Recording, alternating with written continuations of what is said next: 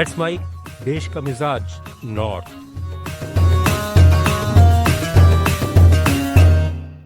Indigo की गड़बड़ी ठीक होने का नाम नहीं ले रही है।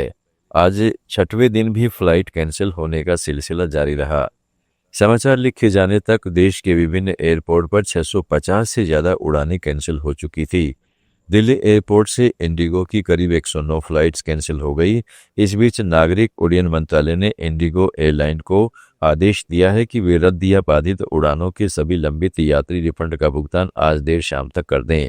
दूसरी तरफ केंद्रीय राज्य मंत्री मुरलीधर मोहोल ने कहा है कि डीजीसीए के माध्यम से 4 सदस्यों की जांच कमेटी बनाई गई है और 24 घंटे का कंट्रोल रूम भी चालू किया गया है। एफडीटीएल का आदेश फरवरी 2026 तक स्थगित कर दिया गया है। डीजीसीए ने इंडिगो के सीईओ को कारण बताओ नोटिस जारी किया है। हमने आगाह कर दिया था, उनको सूचना करी थी कि जो हाई कोर्ट की गाइडलाइंस है उसके हिसाब से एफडीटीएल का अभी हमें इम्प्लीमेंटेशन करना है, 2 फेज़ में करना है। 1 जुलाई 2025 और 1 नवंबर 2025, ऐसे 2 फेज़ में जो कंप्लाइंस है वो हमें पूरी करनी है। उसके बाद सभी एयरलाइंस कंपनी ने इस पे काम किया, लेकिन इंडिगो ने जितना सीरियसली इसको लेना चाहिए था उन्होंने नहीं लिया।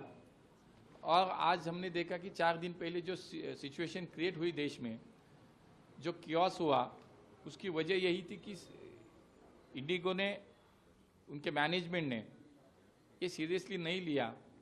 तो तुरंत उसके बाद मिनिस्ट्री हो या डीजीसीआई के माध्यम से हमने इमीडिएटली एक्शन ली है।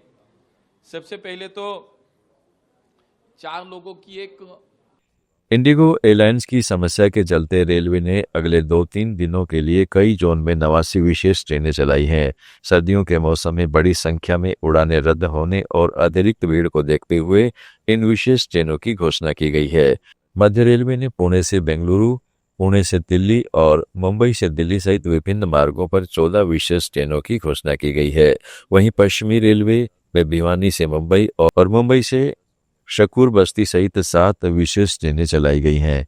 इसी प्रकार दक्षिण मध्य रेलवे चेरलापल्ली से शालीमार, सिकंदराबाद से चेन्नई, एगमोर और हैदराबाद से मुंबई विशेष ट्रेनों का संचालन कर रहा है। पंजाब में बीएसएफ ने 3 पाकिस्तानी ड्रोन मार गिराए हैं।